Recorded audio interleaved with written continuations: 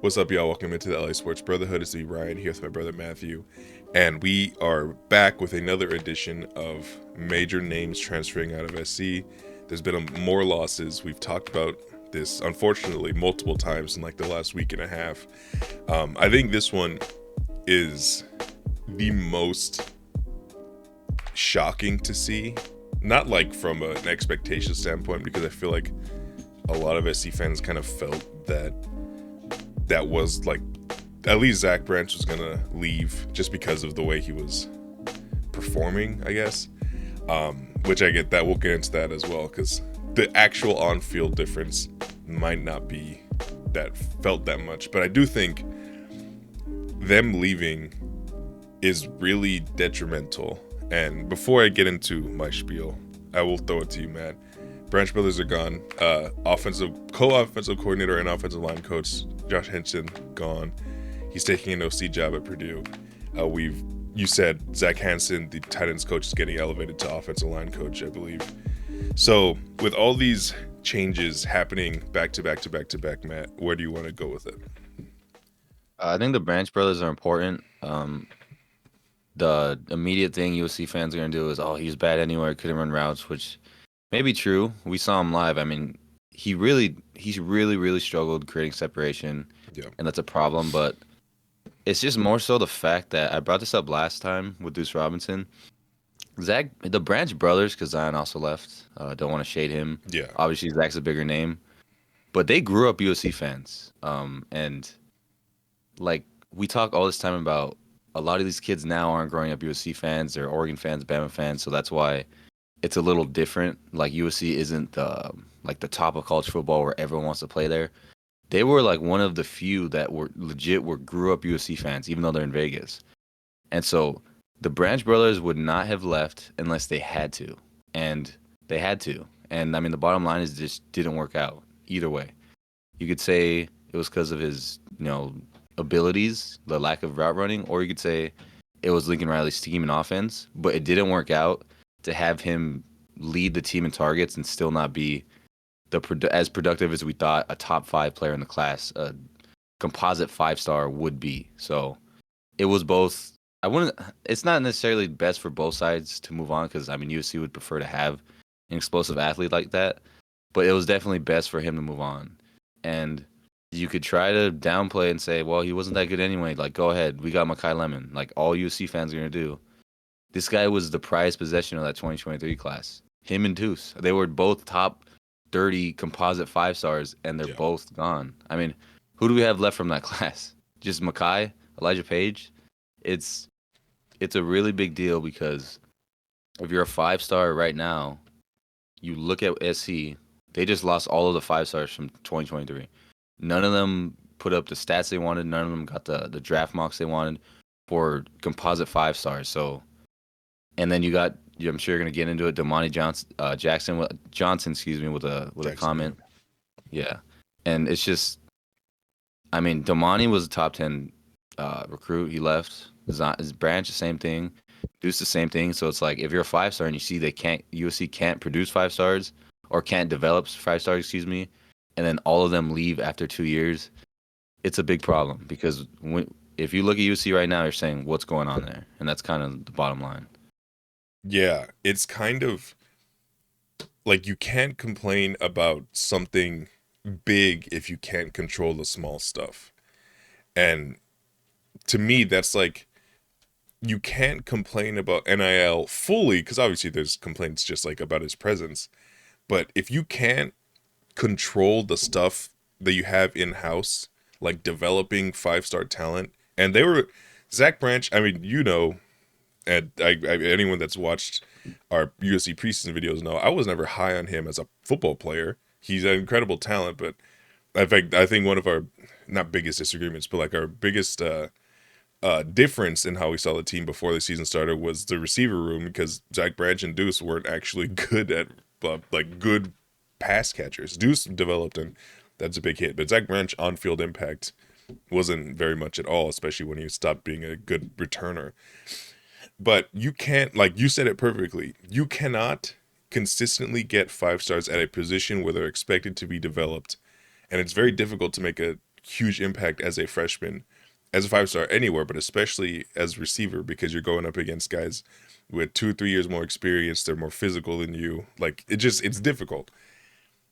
But if you show no progress for 2 years after national hype comes after you, like after your first couple games as a football player in college, and then you transfer out, and then other former 5 star guys from Southern California are, no matter if they're right or wrong, are publicly clowning on SC in the way Damani Jackson did, saying like very minimal, excuse me, very minimal word. He said a smart man over a post of Zach Branch like transfer news, and then Raleek Brown, another high 4 star former, he was a 5 star before the final composite at 247. He The way you could read it is different. Like he said smart man as well, but with like the little nerdy emoji. So maybe he's making fun of Damani Jackson for saying that. But regardless, there's way too much smoke about the way former 5 star players for SC see the program under Lincoln Riley. This isn't like former Clay Helton players being like, "Oh, see, I was bad when I was there, so I'm assuming it's still bad." No, they played under Lincoln Riley. They were priority recruits, and they clearly do not see the program in a good light. So what the hell is going on? Like, truly, that's insane. We talked about Deuce leaving and Joyner leaving, and those are big losses because they were actually slated to contribute greatly next season. But that wasn't like a program defining loss. No offensive skill position other than quarterback is going to be program defining losses. But when you have more 5 star guys, and I think Zion Branch might be the bigger loss because he probably will be better if he goes somewhere, but we'll get into that later. You have more 5 and high 4 star guys, more top 100 guys, and I'm sure people saw in the initial Zach Branch transfer tweet. I think it was by Ryan Kartzi. I don't know how to pronounce his last name. 9 of the 12 top 100 players that Lincoln Riley's recruited have transferred out, and that's horrific. Oh, I've got something in my eye. Excuse me. But it just it's so crazy to have this happen to USC in general, and then Lincoln Riley led USC. You can't develop your 5 star talent. You can't hold on to them, and when they leave, they think so poorly about it that they're commenting online openly about how good it is that someone, a 5 star talent, left SC. That's insane to me. Like, there's no reconciling that. That's just insane. Yeah, it honestly that's probably the bigger picture of like the perception of SC, the inability to keep 5 star talent more than the on-field talent. Because I didn't really say anything about the on-field. Yeah. I mean, the biggest thing you could say on-field is someone's gonna have to get a lot of targets because Deuce and Branch. I know Branch led the team in targets. I'm assuming Deuce was top 3, top 4. So that's a lot of passes caught that you need to replace. So you're definitely have to Yeah. go to the portal. Something Lane and Mackay are gonna have to take a step up if they stay, which I'm pretty confident both of them will stay. And yeah, you lose. I don't know. It is really more about the just the fact of losing 2 5 stars. Because to me, Zion was basically a 5 star rather than on-field talent. Because like we said, the route tree wasn't there. He honestly kind of looked less explosive this year. So that's that. The big one thing we haven't really mentioned is the fact that it's the receivers and in Quinn Joyner's case, the running back. You can't keep those guys, Lincoln. Yeah. Your whole thing is to be this offensive mastermind. And like the my reaction to this news weirdly was honestly more sadness than like upset or shocked with Joyner and Deuce because after Branch went off against in the first game last year, like he was getting comparisons to freshman Reggie Bush. Like that's how explosive he looked. Yeah. And it really did seem like he was going to be the next great Trojan. And for it to not work out in 2 years and him transfer out, it's just like, what are we left with from that 2023 class? And how is that going to? I guess I'll shoot it back to you with a question. Do you think this affects recruiting going forward? I Other yeah. blue chip prospects like Jerome Myers, who already decommitted and flipped to A&M, those type of receivers. Do you think it changes anything? Yeah, I mean it has to because obviously NIL plays a big part of it. I'm not gonna. It, I don't want to keep having that qualifier because NIL plays a role in everything. So just assume with that part like unsaid, but we know it's there. I don't really see a world where we are not hurt by these transfers in the recruiting space. I'm not saying it's like world ending hurting, but there's no way that we have no negative effects. They Zach Branch entered the portal with a do not contact tag or something to with that verbiage, which means he requested teams do not speak to him, which means he knows where he's going already, which again probably means he was tampered with, which USC's done that like every team does that. So it's not a big thing to me. Like I don't really care in terms of like the ethical whatever tampering stuff. But what I do care about is teams see USC as a feeder school for them. At least the big teams like Ohio State, Oregon. Like we will see where Zach Branch goes, but they're going into SC talking to the 5-star talent and saying you don't want to be there. Come over here, and the 5-star talent is listening to them.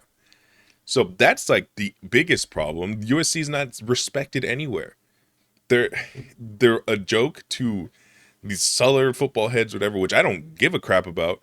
But if you don't think that they have a big say in like the in creating the perception of different schools, then you're crazy. Like you could talk about how much you hate ESPN and how they cover SEC, whatever, which it is. It stings from an objective journalistic standpoint or whatever. But people see that. They control the perception of everything. So if you're this little joke of a formerly big school with people transferring all over the place, coaches leaving, which again, coaches leaving for elevated positions, which you can never control, but still happening the day of signing day when you're in a battle for that guy's position, like it's just I can't see a world where we are completely unharmed from this, and I think we've already seen adverse results. Like it just the consequences are here, and it's gonna keep spiraling until something changes from a fundamental standpoint within the organization. Yeah, I mean, I think we honestly covered it all. Like, all you can really say is that USC is not respected right now. The way you Yeah, put it, that's really just the best way to put it. A team probably in the playoffs. I'm sure it'll go to like a winning team like that, a yeah, powerhouse. Listen, you're one of the most explosive athletes in the country. I think if we use you this way, you'll get the productivity you want. You'll go to the NFL, whatever. I mean, again, I'm not in the room. I don't know what they're saying, but I'm assuming Zach Branch's family thought he would have a better future to get to the NFL with another program, which I guarantee he will. Especially Zion Branch. I was always high on Zion Branch, and playing Bryson Shavron was despicable. Even Achille Arnold. Every time he played, it seemed like he made a play. So I hope both of them do good. Zach was one of the most explosive athletes I've seen. Really rooting for Zion Branch. And as for the coach, Zach Hansen. Let's hope you can recruit. Let's hope you can develop. Do a better job than Henson. I was never ever a fan of Henson. So let's see. You got a big task here. You're gonna have to have a good transfer portal class. Like that is number one. yeah, Get a guard, get a tag, whatever you need. Prove yourself with this transfer portal class. Then let's see if you can recruit. yeah. It's once again transfer game. We'll keep you guys updated with that news. The more, because I'm sure we're gonna get more transfers out, and when that stuff comes, if it's a really notable name, we'll be here. Like always, we'll be back with some more stuff. Thanks for watching. Fight on.